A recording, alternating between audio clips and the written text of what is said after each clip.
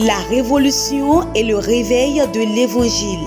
La révolution et le réveil de l'Évangile, c'est une émission du pasteur Séraphin Assogba. Tu as trop couru derrière les pasteurs. Tu t'es beaucoup dérangé à poursuivre l'homme. La Bible dit, heureux ceux qui ont le cœur pur, car ils verront Dieu. Nous devons faire connaître aux fidèles que l'âme de l'homme est immortelle. Mais il peut passer son éternité ou en enfer ou au paradis avec Jésus. Bien-aimé, ça c'est le message dont l'Église a besoin. L'Église a besoin du réveil. Et par son émission, Dieu vous réveille. La révolution et le réveil de l'Évangile, c'est tous les mercredis à 21h et les dimanches à 17h30 sur la télé évangélique. La révolution et le réveil de l'Évangile, prenez le rendez-vous.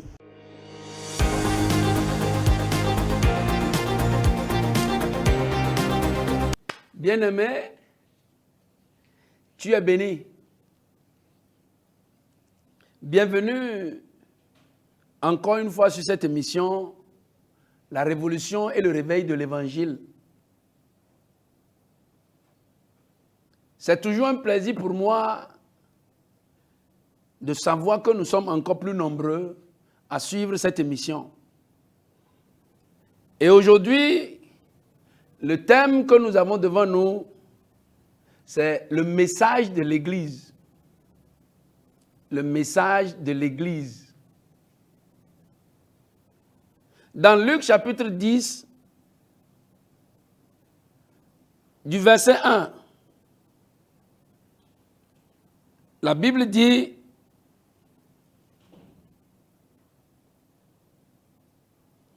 après cela, le Seigneur désigna encore 70 autres disciples et il les envoya 2 à 2 devant lui dans toutes les villes et dans tous les lieux où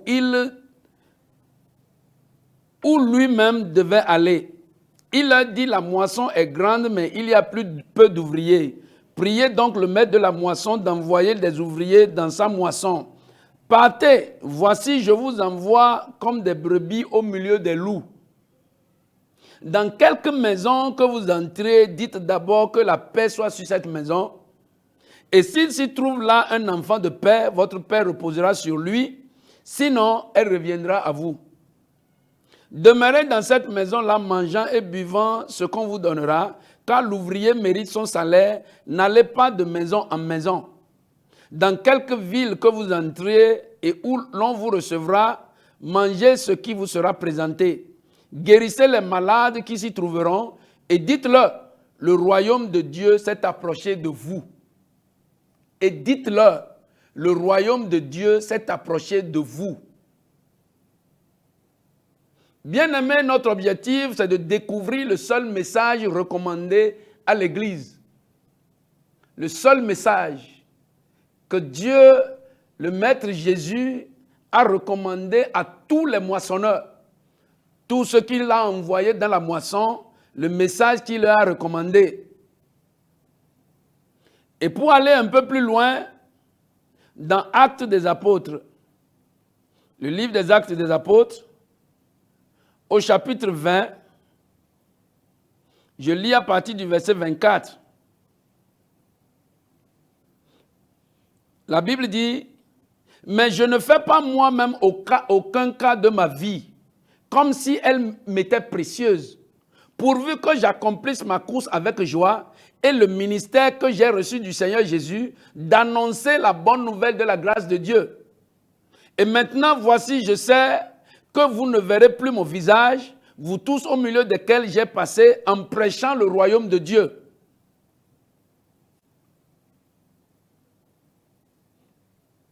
Le message de la bonne nouvelle de la grâce de Dieu, la grâce de Dieu, c'est ce mécanisme divin qui a ouvert la porte du ciel à un pécheur. C'est un système que Dieu a mis en place pour faire rentrer au paradis, qui était auparavant interdit. Aucun pécheur, aucun grain de péché ne devrait rentrer au paradis. Mais le mécanisme de la grâce a fait que, aujourd'hui, par la grâce de Dieu, le pécheur, la Bible dit dans Romains, il dit on a tous péché et nous sommes privés de la gloire de Dieu. Aujourd'hui, par la grâce de Dieu, nous sommes candidats et nous tapons la poitrine parce que la foi que nous avons en Jésus nous a ouvert le chemin du paradis. Bien-aimés, l'apôtre Paul dit, les apôtres disent que nous prêchons, le ministère que nous avons reçu, c'est de prêcher le royaume de Dieu.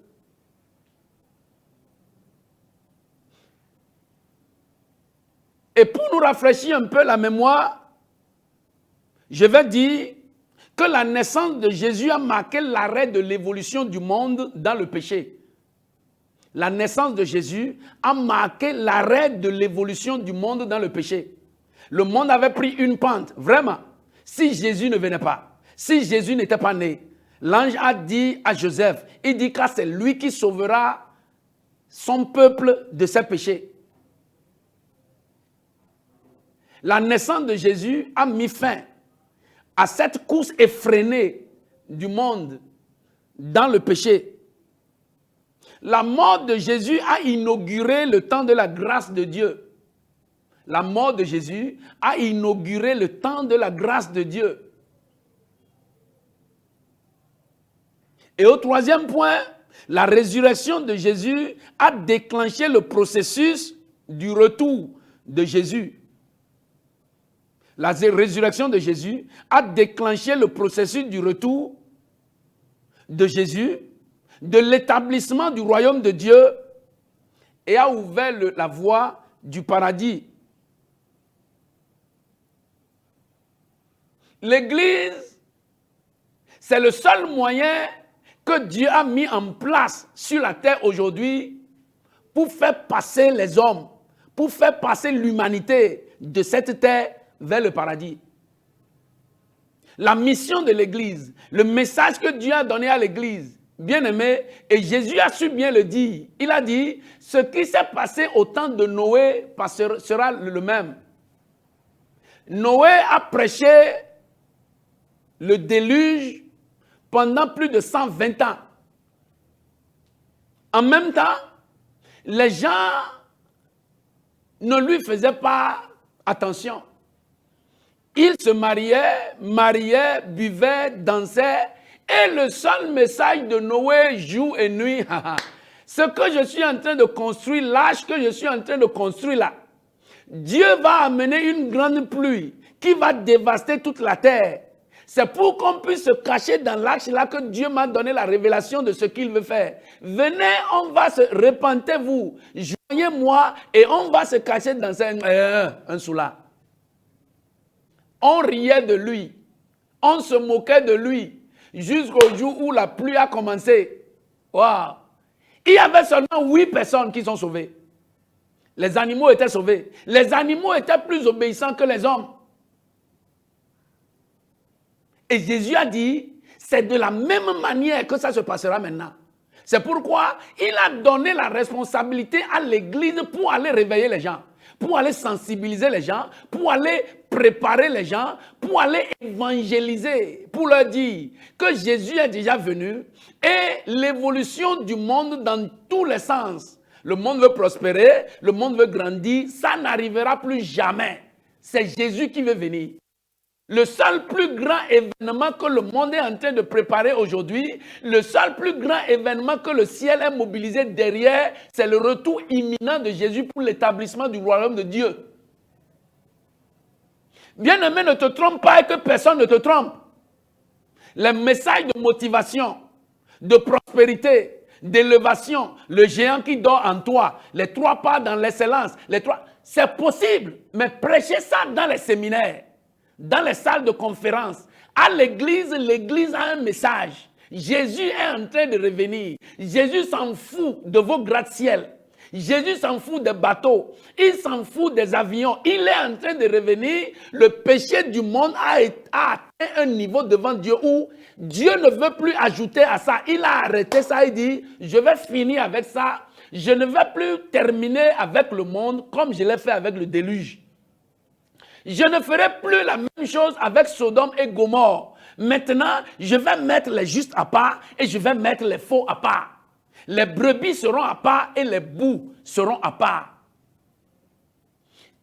Une catégorie de personnes vont s'asseoir à gauche et les autres qui seront à droite seront rejetés. Bien-aimés, il y a un jour très heureux devant l'Église. Et nous sommes les privilégiés enfants de Dieu pour recevoir cette mission d'annonce du retour de Jésus. Il n'y a personne, il n'y a aucun club, il n'y a aucune secte à qui Dieu a confié ce grand privilège, c'est à l'Église, d'aller dire aux gens que le retour de Jésus est imminent. L'ange a dit aux apôtres, il dit, qu'est-ce que vous êtes en train de regarder en haut? C'est Jésus qui est en train de partir. C'est de la même manière, il est en train de partir, un jour il va revenir. Mais cette fois-ci, ce n'est pas pour venir encore souffrir, mais il viendra en roi pour régner sur son peuple, sur ses enfants. Bien-aimés, nous avons un message et ce n'est pas nous qui avons fabriqué le message. Et vous savez, un prédicateur, c'est un messager. Et la force du messager, c'est de dire exactement le message qu'il a reçu. Nous sommes des prédicateurs du royaume de Dieu et Jésus, il nous a montré ce que nous allons dire. Et nous avons des exemples.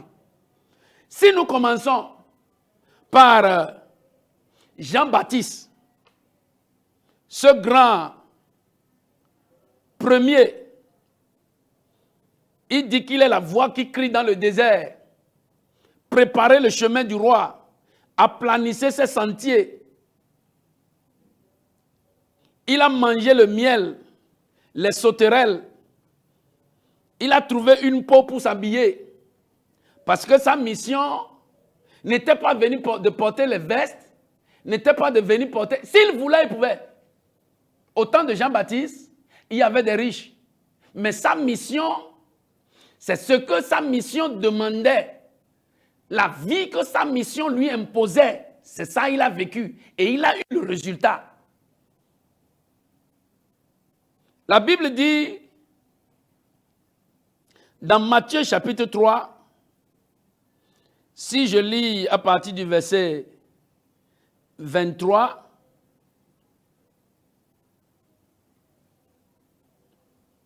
Matthieu chapitre 3, je m'excuse.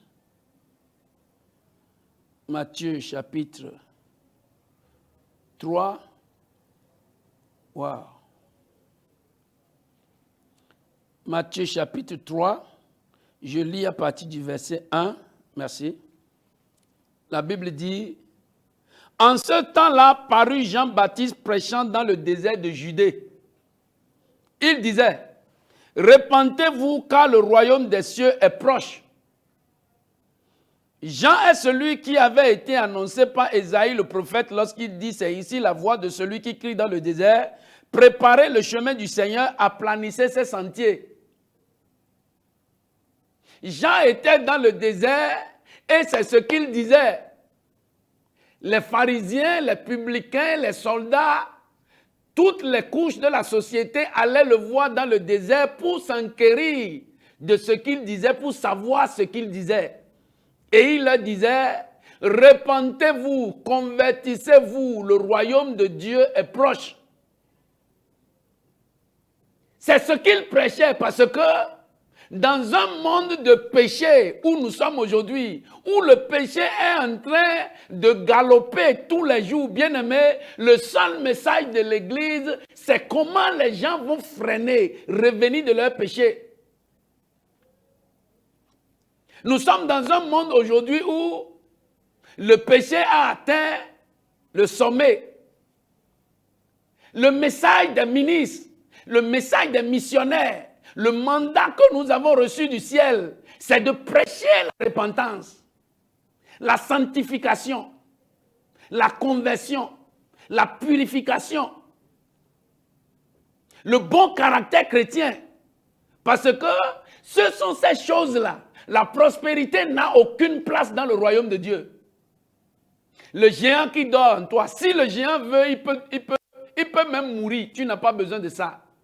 Bien-aimé, Jésus a marqué l'arrêt de l'évolution du monde dans le péché. Et c'est l'établissement du royaume de Dieu sur la terre qui est le plus grand événement que nous attendons.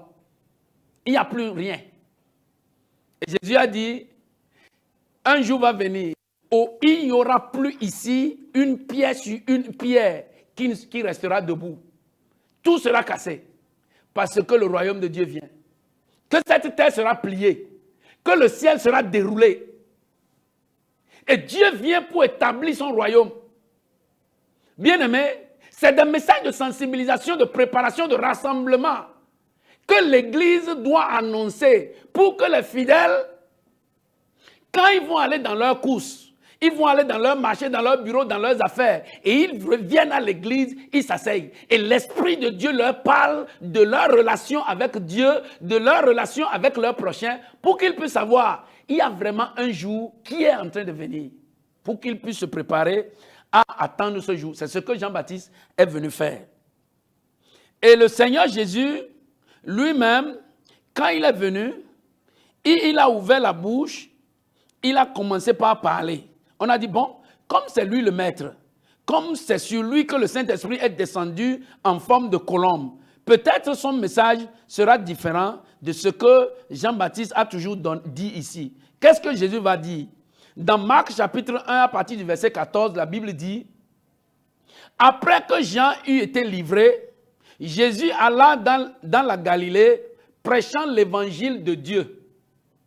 Il disait, « Le temps est accompli, et le royaume de Dieu est proche. Repentez-vous et croyez à la bonne nouvelle. » Bien-aimés, la nouvelle est bonne lorsqu'elle est imprégnée de vérité. Quel est le message que vous passez? Quelle est la bonne nouvelle que vous passez? Un message, une nouvelle est bonne lorsque c'est la vérité qui est au milieu de ce message. Et cette vérité ici, c'est que c'est vrai que Dieu est en train de revenir. C'est vrai que Jésus est en train de revenir pour établir le royaume de Dieu sur la terre. Et que c'est vrai que c'est les justes qui rentreront. Bien, c'est vrai, Jésus nous a justifiés. Mais Jésus n'est pas le maître des pécheurs pour défendre les pécheurs. Non, non. Jésus, le pécheur, il aime, mais il hait le péché. Donc si Jésus nous a justifiés, il nous a justifiés pour faire de nous des gens comme lui. Jésus n'a pas été le chef des prostituées, il n'a pas été le chef des voleurs, pour que quelqu'un appelle son nom et continue dans la prostitution, dans le vol, dans la méchanceté, dans l'arnaque. Et se prétendre qu'il y a une grâce suffisante de Dieu, il y a un travail que Dieu a fait. Bien aimé, ce n'est pas ce que nous avons hérité. Et c'est une mission qu'on nous a confiée. Le monde est à part et l'Église est à part. Nous sommes en train de faire un travail pour une mobilisation. On ne doit pas ressembler au monde. Nous sommes une race à part pour annoncer la préparation du retour de Jésus et l'établissement du royaume de Dieu sur la terre. Voilà le maître, Jésus. La sagesse elle-même, le connaisseur de tout, celui qui connaît tout. Quand il est venu sur la terre pour parler de ce qu'il a amené, voilà ce qu'il dit. Il dit, le temps est accompli et le royaume de Dieu est proche. Repentez-vous et croyez à la bonne nouvelle. Bien-aimés, c'est ça le message que nous avons reçu.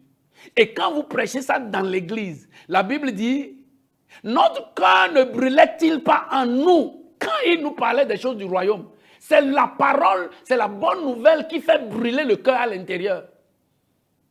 Les autres ont dit, quand les apôtres ont fini de prêcher, ils ont dit, notre cœur était vivement touché. Et ils ont demandé, qu'allons-nous faire?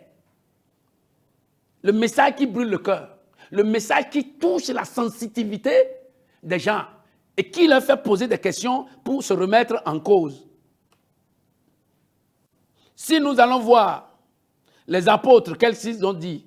Peut-être quand Jésus est parti, le message a changé avec les apôtres, parce que quand nous voyons ce que nous on fait aujourd'hui, on a dit peut-être que c'est le message des apôtres que nous on a continué. Quand Jésus est parti, qu'est-ce que les apôtres ont dit? Dans Actes chapitre 9, à partir du verset 1, la Bible dit, « Cependant, Saul, respirant encore la menace et le meurtre contre les disciples du Seigneur, se rendit chez le souverain sacrificateur. Il lui demanda des lettres pour les synagogues de Damas, afin que, s'il s'y trouvait des partisans de la nouvelle doctrine, hommes ou femmes, il les amenait liés à Jérusalem.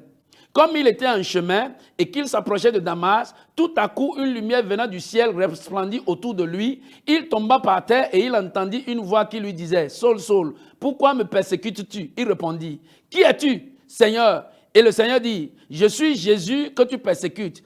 Il te serait dur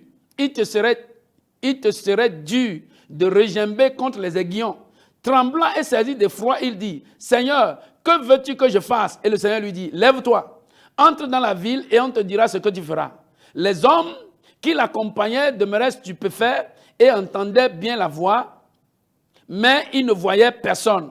Saul se releva de terre et quoique ses yeux fussent ouverts, il ne voyait rien. Il le prit par la main et on lui conduisait à Damas.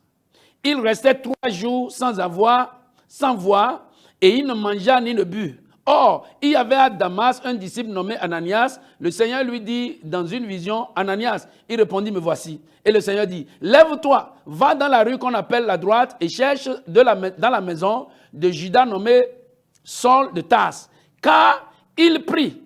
Il y a une vision. Il a vu en vision un homme du nom d'Ananias qui entrait et qui lui imposait les mains afin qu'il recouvrât la vue. Et Ananias répondit, « Seigneur, j'ai appris que de plusieurs personnes, tous les maux que cet homme a fait subir dans Jérusalem à tes saints. Il a des pouvoirs de la part des principaux sacrificateurs pour lier tous ceux qui invoquent ton nom. » Mais le Seigneur lui dit, « Va, car cet homme est un instrument que j'ai choisi pour porter mon nom devant les nations, devant les rois, devant les fils d'Israël, et je montrerai tout ce qu'il doit souffrir pour mon nom. » Je l'ai choisi pour porter le message. Il va parler de moi devant les nations, devant les peuples. Il va parler de moi devant les fils d'Israël.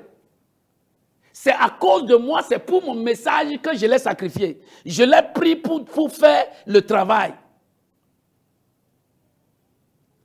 Je l'ai pris pour faire le travail. Quand on va un peu dans Luc chapitre 9,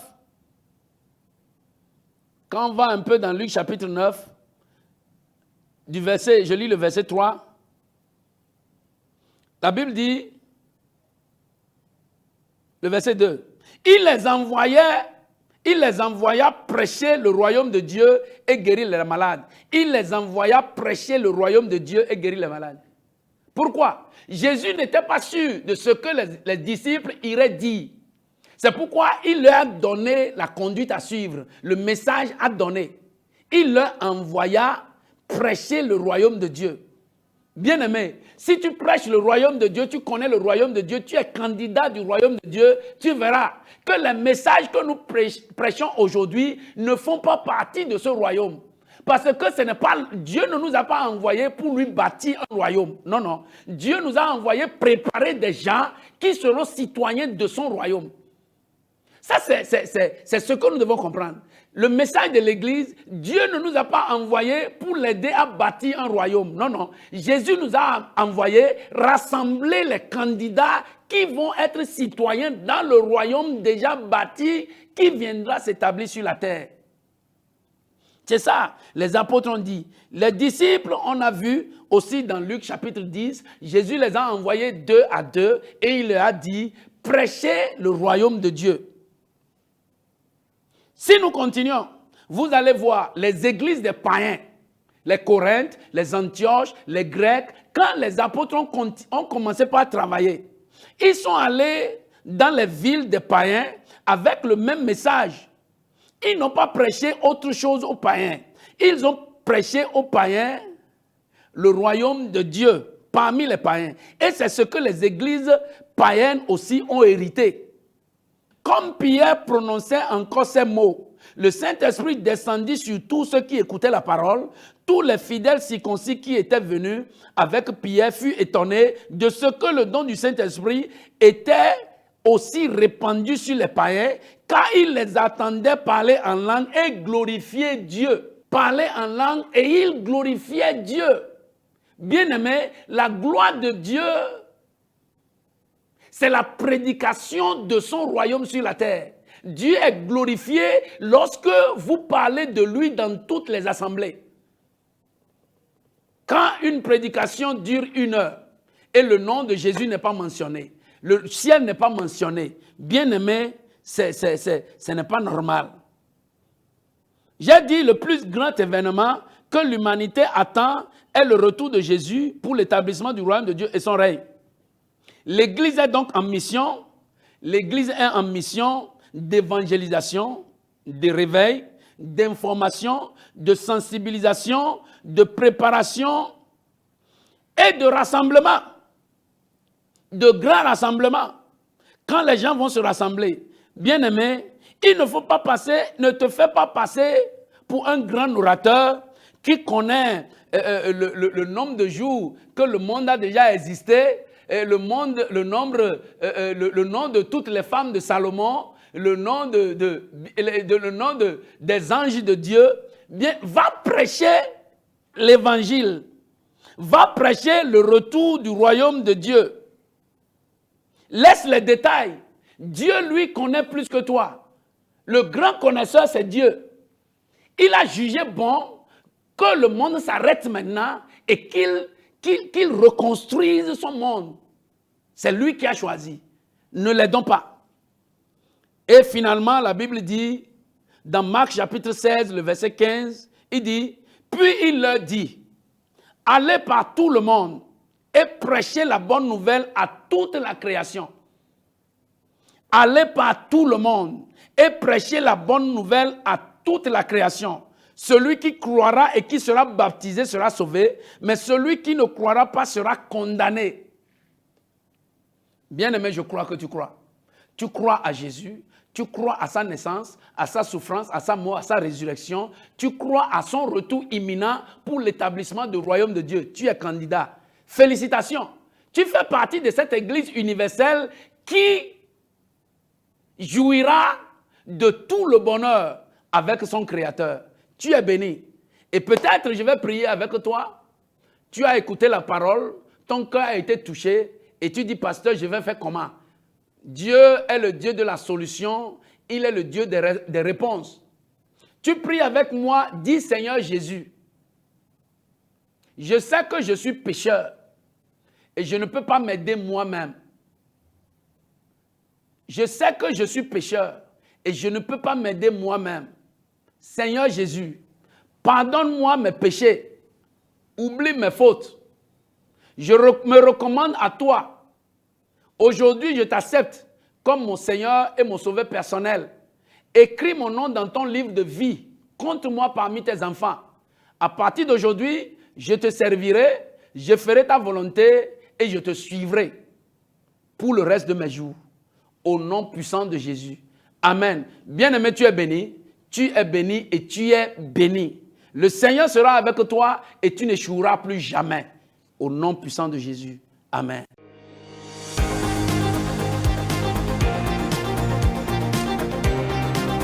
La révolution et le réveil de l'Évangile. La révolution et le réveil de l'Évangile, c'est une émission du pasteur Séraphin Assoba. Tu as trop couru derrière les pasteurs. Tu t'es beaucoup dérangé à poursuivre l'homme. La Bible dit, heureux ceux qui ont le cœur pur, car ils verront Dieu. Nous devons faire connaître aux fidèles que l'âme de l'homme est immortelle. Mais il peut passer son éternité ou en enfer ou au paradis avec Jésus. Bien-aimé, ça c'est le message dont l'Église a besoin. L'Église a besoin du réveil. Et par son émission, Dieu vous réveille.